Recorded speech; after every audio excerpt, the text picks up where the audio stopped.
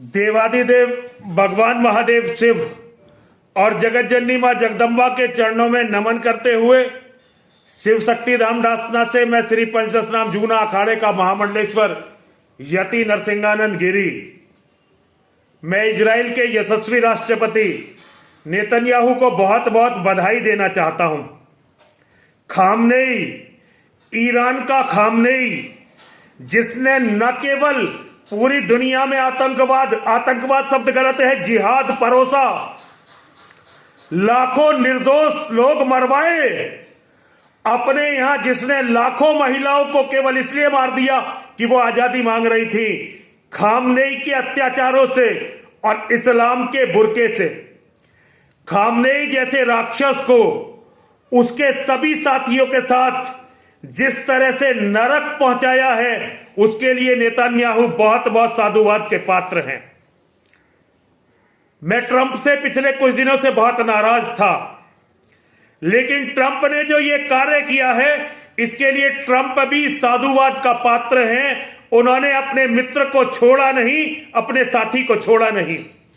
हम हिंदुओं को ये गुण सीखना पड़ेगा। भारत में लाखों खामनेई हैं, भारत की हर मस्जिद में खामनेई बैठा हुआ है, लेकिन भारत के नेताओं को आज तक आतंकवाद का धर्म तक पता नहीं चला है। इसीलिए हिंदुओं की जान की कीमत 2 कौड़ी की भी नहीं है।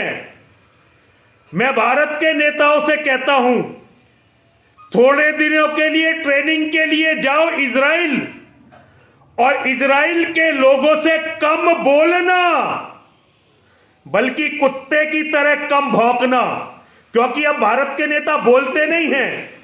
भारत के नेता एक तरह से लगता है कि भौंक रहे हो। जब भारत के बड़े बड़े नेता टीवी पर आते हैं तो लोग चैनल बदल देते हैं। अब नेताओं ने इसका तोड़ ढूंढ लिया।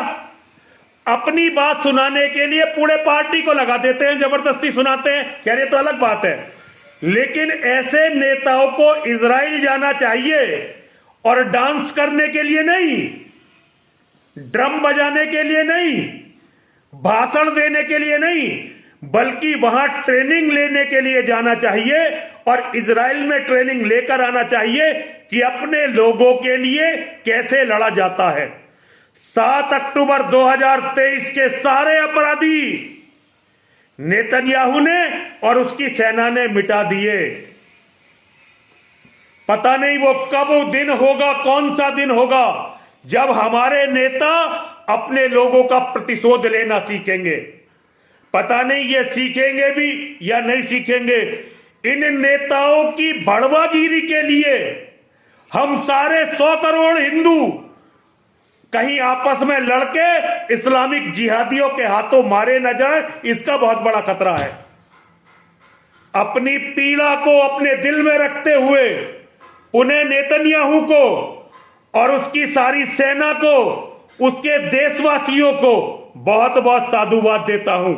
वो केवल अपनी लड़ाई, अपने देश की लड़ाई, अपनी कौम की लड़ाई नहीं लड़ रहे, वो संपूर्ण मानवता की लड़ाई लड़ रहे हैं, और आशा की एकमात्र किरण है। पुनः पुनः मैं ट्रंप को भी बधाई देता हूं, साधुवाद देता हूं। ट्रंप अपने मित्रों के साथ खड़ा रहा।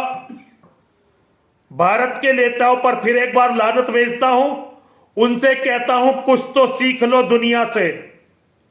हर हर महादेव, हर हर महादेव, हर हर महादेव।